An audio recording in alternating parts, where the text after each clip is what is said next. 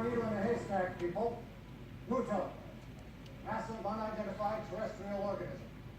It is, however, no longer terrestrial. It is airborne. Yeah, it was not. The world still thinks this was an earthquake, and it would be preferable that that remains so. Before we lost sight of it, it was headed east across the Pacific and had emitted enough EMP disruption to create havoc Oh, I with our caught you. radar and satellite feeds and reduce us, for the moment, to a strictly visual pursuit. I emphasize for the moment, because we will get on our game and we will find this thing. It is imperative that we do so. Sure, I wouldn't.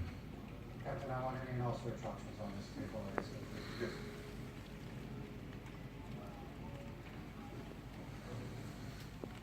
Dr. Sarazawa, have no latest news. I'll have you on board. Okay.